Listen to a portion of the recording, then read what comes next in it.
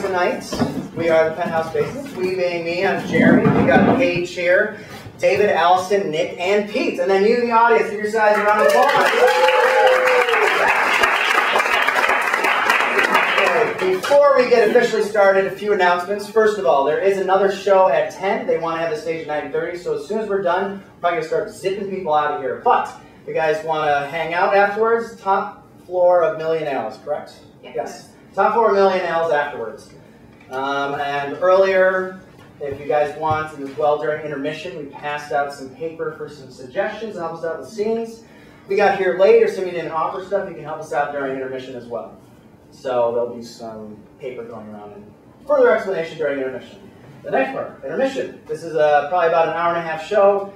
There's going to be an intermission about halfway through, probably playing about 14 games, so 45 minutes in. What time it is now? It's probably 8:30 or something expected. You can get more beer, wine, you can use the facilities, whatever you want.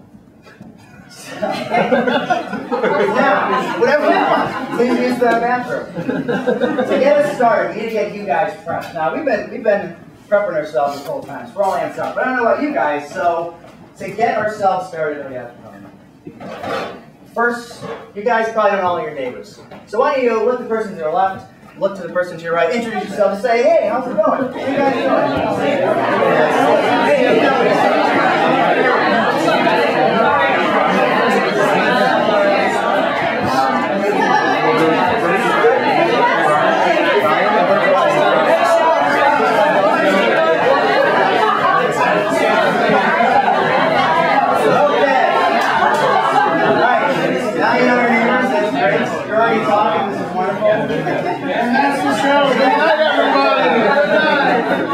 We're going to need suggestions from you during this evening, so we're going to want... Hey! We're going to need suggestions from you guys throughout the night, so you're going to be shouting out things, and I want to help you guys practice shouting out. So, I'm going to say a question, all of you at the same time, just answer it as quickly as you can. What is your favorite color? Red! Okay. Wow, that is confidence. What is your middle name? What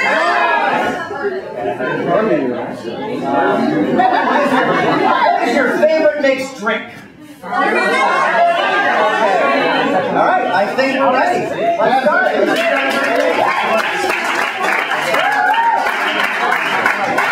The first game is Dr. Know-It-All. Everyone else is not in. This is for Nick, Allison, and Paige. Dr. Know-It-All is a three-headed one-person expert. An expert in what subject? Falcons. What was that? Falcons? Falcons. Dr. Know-It-All here is an expert in falcons. Dr. Know-It-All can only speak one word at a time from each of his heads. I'm just going to give you a quick example. Mr. Dr. Know-It-All, I call you that, but what is your actual name? If you could introduce yourself to the audience. Professor McDougal of Falcon 3 Ranch.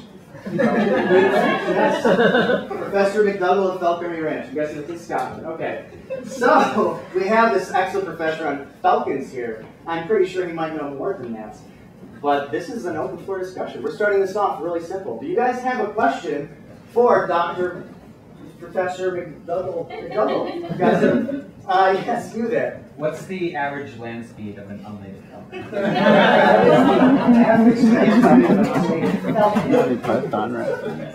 When Falcons run fast on their feet they have limits to their speed. but when They fly up they fall under hypnosis. They get hypnotized. Alright, thank you guys. I think that's probably a little too easy. Does anyone else have a question? Yes, you there.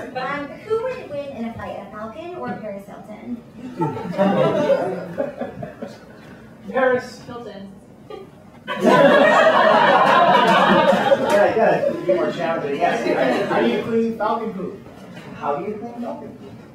poop Is very falconing so you should bleach the falcon thoroughly under Hypnosis. Except we make it run fast. Okay, that's good. All right, I think we have time for one or maybe two more questions. I know you. Yes, you over there. How do falcons mate? How do falcons mate? Once They have. drinks Then they have relations. In. the Hayloft. But sometimes they cause a fire. With falcon. relations.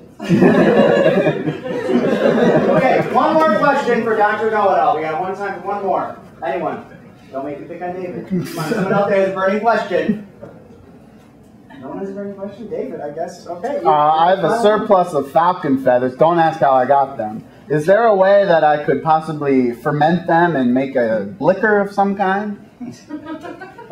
Drinking Falcon liquor will make your testicles better. Alright, thank you, Dr. Know-It-All. Yeah, nice. Peru. We're going to have two actors up here, Nick and someone else, I actually don't know who. Nick and Pete. And we're going to start out with Nick and Pete playing one character, but at certain points in the scene, they are going to switch characters. So Nick will be playing Pete's character, and Pete will be playing Nick's character. To get this scene started, though, I need a suggestion from you of a minor holiday. Valentine's Day. Valentine's Day. Why are you walking around in that diaper, sir? Because it's Valentine's Day. This is what I do on Valentine's Day. Are you Cupid? Yes, I'm baby Cupid. Oh, I want to make this girl love me. What can I do? Can you help me? Here's an arrow. Switch. Here's an Arrow. Now, take that arrow and shove it up your tuchus. Are you sure about this? Why not? It's Valentine's Day. Okay. Switch. Alright. Yes, stick it up as far as it can This go. thing's kind of sharp. I don't know about this. Once What- you get the first 6 inches in, Maybe I should try, using it on the girl that I'm Because, I don't want to fall in love with myself. This just seems a little strange and awkward. well, maybe at first, but like I said, once you get past the first 6 inches, Switch.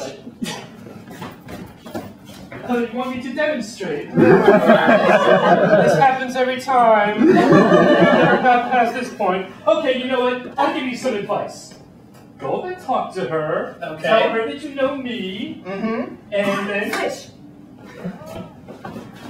Then decide to take her out to a lovely dinner with some flowers and give her a 2-carat diamond ring.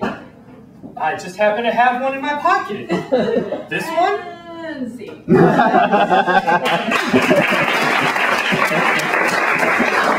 What I can tell you in that scene is that actually there has been a terrible crime committed here tonight. Someone has been murdered. Well, here I don't know where, but someone has been murdered, and I am the head investigator employed by this place, and I'm going to be helping them figure out what happened.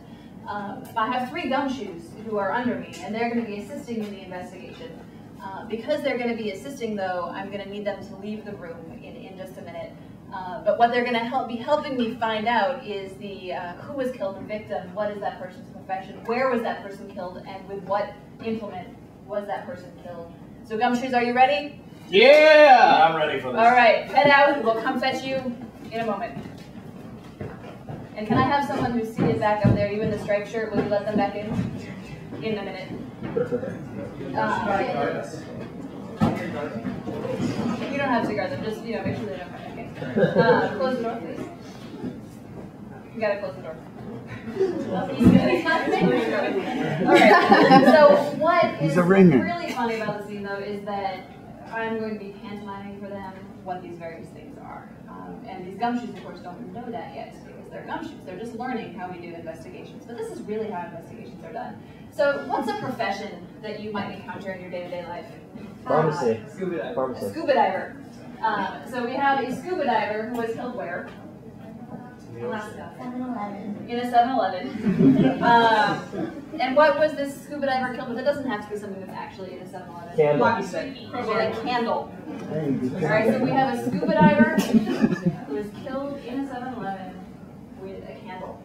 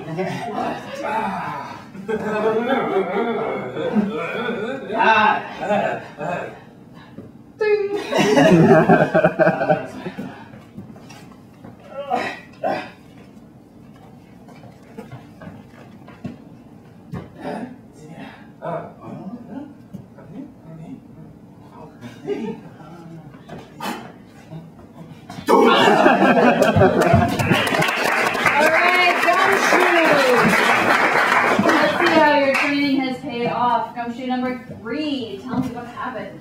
Okay, so the person committing the crime was a lazy lifeguard. Okay, and it happened at a bar with drinks that are on fire. And the murder weapon was a lantern. Let's see how you did, Gumshoe number 2. It was a swimmer or a diver, and the place was a Starbucks, and the weapon was an old-timey lantern. And how about Gumshoe number 1? Okay, the suspect, the person who died or whatever, was a scuba diver or some kind of snorkeler, and I think it took place at a hybrid bank / like milk farm. Someone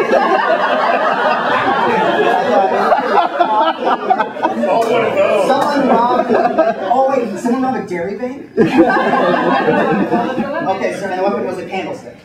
Well, I will say Gumshoe number 1, you did get 2 right. It was a scuba diver who was killed in 7-Eleven with a candle.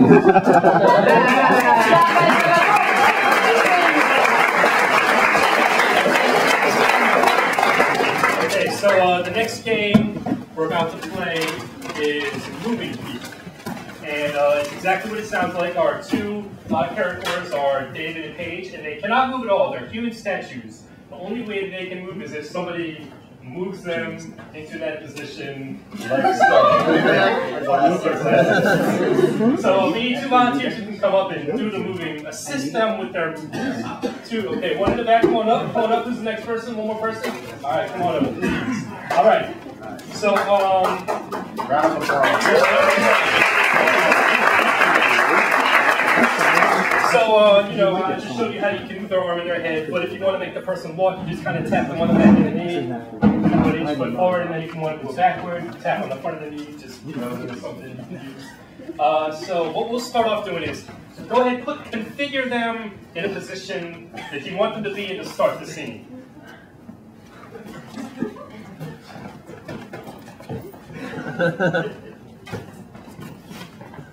Perfect. Okay, so we need a suggestion to start the scene. We need a suggestion for a place that's not very safe. Emergency room. Emergency room. Okay, the scene is emergency room. Nurse, would you hand me that scalpel? Right over there on the tray. Which scalpel are you asking for? That one, right there. Put it in my hand. There you go. Ow! I thought we were operating on you. No. This was supposed to be a test set. Oh! I just stabbed myself in the leg because I was in so much pain. Doctor, are you okay? Doctor! I may need a second doctor to come in and help me. My God! I can't believe that you're bleeding. Your leg is bleeding. There's nothing that we can do about it. It still works fine though. Let me head over to get some bandages over in the cupboard. They're over there. So there. I'm headed over. Oh, actually, I forgot that they're on the other side of the... Bandage cupboard. It's over here. Doctor, they're in this general area. Let me open the bandage cupboards. Down here. I'm coming for you, Doctor! Doctor! Watch out! Watch out! This seems weird, good! And scene!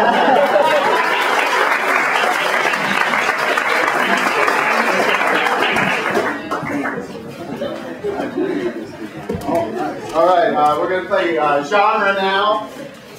got some genres of, you know, different movie, TV, all that stuff from you guys earlier. This game is for Pete and Paige. They're going to do a normal scene, and during the scene I'm going to stop them and then interject some of these genres that are on the paper, and then they're going to have to continue the scene in that style. So what I'm going to need from the audience for a suggestion is a place where you wouldn't want to wait for that long. Yeah. Airport. Scene is at the airport. Genre. I'm ready to go on my first flight, Dad.